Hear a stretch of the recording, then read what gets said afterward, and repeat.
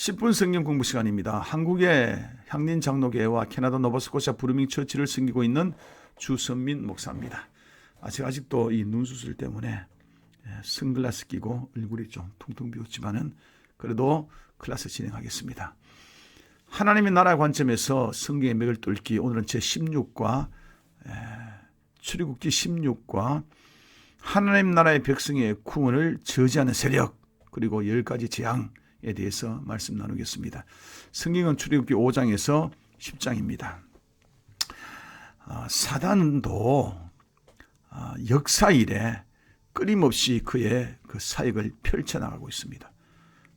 그의 사역을 펼쳐나갈 때는 꼭 거의 대부분 사람을 사용합니다. 자, 출애굽 때에 출애굽을 못하게 만드는 이 사단의 이 세력에 사용했던 당했던 사람이 있었는데 그게 바로 애굽의 바로 왕입니다. 그래서 바로 왕은 사단의 하수꾼입니다. 그러니까 모세와 이 바로와의 싸움은 하나님과 사단의 싸움, 이 대리인의 싸움과 동일하다, 이렇게 보시면 될 것 같습니다. 이 사단의 세력들은 끊임없이 이 바로를 통해서 이 하나님 나라의 백성을 진멸을 시키려고 그랬고, 출애굽을 안간힘을 다해서 이렇게 말겼습니다. 그 필사적으로 그렇게 했죠. 그게 당연한 것입니다.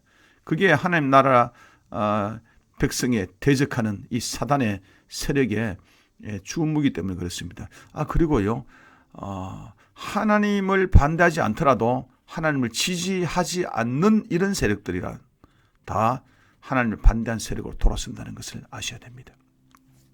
자, 어쨌든 간에 오늘은 출애굽기 5장 10장 사이에 이 사단의 하수꾼 애굽의 바로 왕이 정말로 집요하게 하나님 나라의 백성의 구원을 저지 운동을 벌이는데 그 단계들을 한번 살펴보고자 합니다. 첫 번째 단계는 뭐냐 하면 10가지 재앙이 심해지자 애굽적인 삶을 유지하면서 신앙생활을 하라, 이렇게 요구합니다.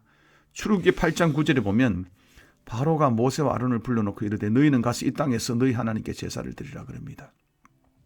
하나님 이 백성을 출애굽시키는 게 목표였었습니다.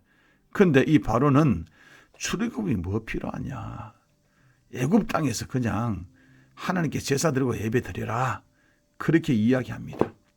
애굽 땅에서 하라는 것은 애굽의 그 삶을 유지한다. 세상적인 가치관을 그대로 가져가면서 그냥 하나님께 예배드리는 흉내내라, 이런 이야기죠. 오늘날 많은 사람들이 예수 믿되 교회는 가지 마라, 이런 게 많습니다. 어디든지 간에 하나님이 안 계신 곳이 어디 있느냐. 그런데 여러분, 교회를 다니지 않으면 신앙이 성장되기가 참 어렵습니다. 교회는 예배의 장소뿐만 아니라 훈련과 양육의 장소이기도 합니다. 그렇기 때문에 교회 와야지 신앙 성장합니다. 그런데 마귀는 교회는 가지 말고 신앙생활하라, 그렇게 이야기한다는 겁니다. 자, 10가지 재앙이 계속적으로 이제 가중되니까 이 바로는 이렇게 이야기합니다. 자, 믿기는 믿되 너무 잘 믿지 말고 종교 행위만 해라, 이렇게 이야기합니다. 출애굽기 8장 29절 말씀에 바로와 이르되 내가 너희를 보내겠는데 너희는 너희 하나님 여호와께 광야에서 제사를 드릴 것이나 너무 멀리 가지 마라. 그리고 나를 위해서 기도해 두고, 그렇게 이야기합니다. 그러니까 교회는 다니되 적당하게 믿어라. 너무 깊게 빠지지 마라.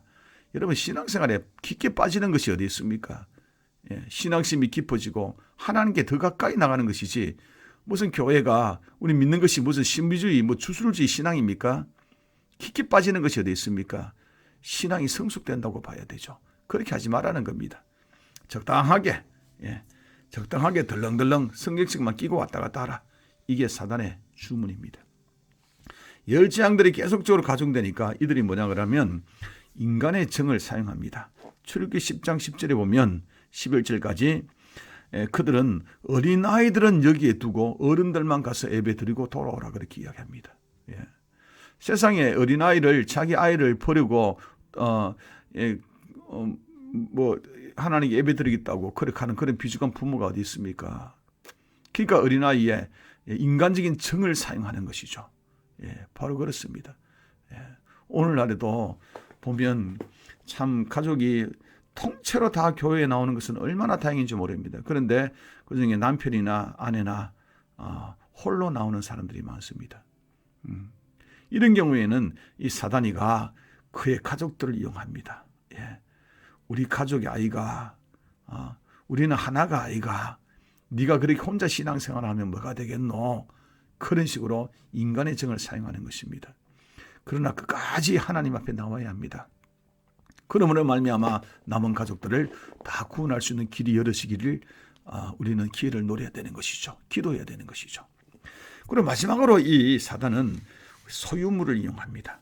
출애굽기 10장 24절에 보면 바로가 모세를 불러 이르되 너희는 가서 여호와를 섬기되 너희의 양과 소는 머물러 두고 너희 어린 것들도 가서 다 같이 예배드리라. 사람들은 다 가는데 소와 양 그러니까 제사는 놔둬라 이런 이야기입니다. 우리 옛날에 이런 말이 있습니다. 나라의 부모를 죽인 원수는 용서해도 내 돈 떼먹은 사람은 용서 못한다. 사실상 인간이 참 그게 희한해요. 우리 교회에서도 하나님 나의 생명을 다 주님께 드립니다. 나의 생명 주님 것입니다. 그러는데도 헌금은 별로 안 하잖아요. 아깝다고. 그만큼 이 소유에 대한 어떤 특별한 얄팍한 그러한 의식들이 있는 것이 사람들입니다. 마귀는 이걸 너무나 잘하는 거죠. 그래서 바로 임금을 통해서 그런 제의를 하는 것입니다. 결국에는 이제 출애굽을 하게 되는데 하나님께서 이 10가지 주신 이 10가지 재앙은 가만히 보면 이것이 그냥 하나님이 임의대로 이리라 저리라 뚝딱뚝딱 그렇게 막 재앙 내린 것이 절대 아닙니다. 하나님도 다 뜻이 있어서 이 10가지 재앙을 내리는데 여러분 알다시피 애굽은 만신입니다. 그러니까 하나님이라는 이 신이 애굽에 있는 수많은 이 다양한 만신보다도 더 강력하고 대단한 것을 보여줘야만 했습니다. 그래야지 이 하나님 나라의 백성들이 야 우리 하나님 최고다 이렇게 고백하면서 출애굽으로 따라 나오지 않겠습니까? 그러면 이 10가지 재앙이 나타난 이 애굽의 신들이 어떤 것이 있는가를 한번 잠깐 살펴보죠. 나일강을 핏물로 그렇게 변하게 만들었어요. 첫 번째 재앙이죠. 여러분 생명의 근원 나일강의 신 수호신 크눔과 나일강의 악령 하피라는 신이 있다고 그렇게 애굽 사람들은 믿었습니다. 그래서 나일강 신을 박살내버린 것입니다. 그냥 핏빛으로. 두 번째 재앙은 무쌍 개구리들이 몰려오잖아요.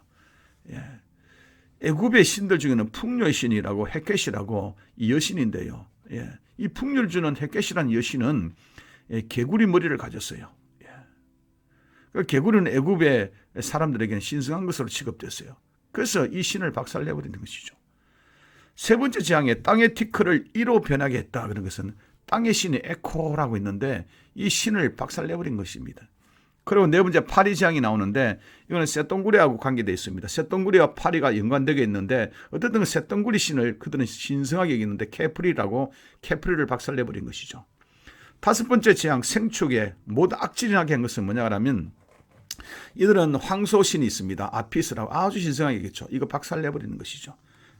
그 여섯 번째는 이게 독종을 이렇게 내는 이 재앙이 있습니다. 여러분 독종을 치료하려고 하면 이들은 마술과 어떤 치료의 신이 있다고 생각했습니다. 그게 바로 하이커와 토스 같은 신입니다. 이거 박살내버린 것이죠. 일곱 번째 우박은 말이죠. 날씨를 주관하는 신이 있다고 그들은 믿었습니다. 공기의 신, 습기신, 해수누, 하늘신, 누트 이거 다 박살낸 것이죠. 그리고 여덟 번째 메뚜기는 곡물신이 있어서 수학의 신, 갭, 셋 이거 박살낸 것이죠. 아홉 번째 흑암은 말이죠. 태양신이라 최고의 신이죠. 열 번째 장자의 죽음은 바알, 바알을 이게 애국 왕을 신성화시켰잖아요. 바알 신을 장자를 그냥 쳐버리는 것이죠. 바알의 그 세자를 쳐버리는 것이죠. 바알 신성을 때려 부순 것이죠. 자 이렇게 말이죠. 10가지 재앙을 통해서 하나님 역사한 것은 애굽에 있는 모든 신들 중에 하나님 신이 가장 강력하고 최고의 신이고 하늘의 신 중의 신이라는 것을 나타낸 것이 바로 10가지 재앙입니다. 이를 통해서 하나님께서는 하나님 나라의 백성들을 출애굽시켰습니다.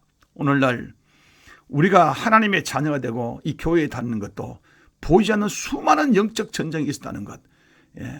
우리 조상 대대로 내려오는 이 조상신들, 그리고 이 세상을 붙들고 있는 공중곳에 잡은 그런 것들, 그리고 내 속에서 역사하는 다양한 어떤 악한 것들, 이 모든 것들이 다 타파되고 하나님의 신이 나의 신이 되고 하나님의 능력으로 내가 하나님의 백성 됐다는 것, 이거 기적이고 놀라운 일이 아닐 수가 없다는 것입니다. 우리 여기까지만 하겠습니다. 기도할게요. 하나님 감사합니다. 우리가 하나님의 자녀 되기까지 수많은 과정들이 있었다는 것을 생각하면서 할렐루야, 주님께 홀로 영광 올려드립니다. 예수님 이름으로 기도드립니다. 아멘.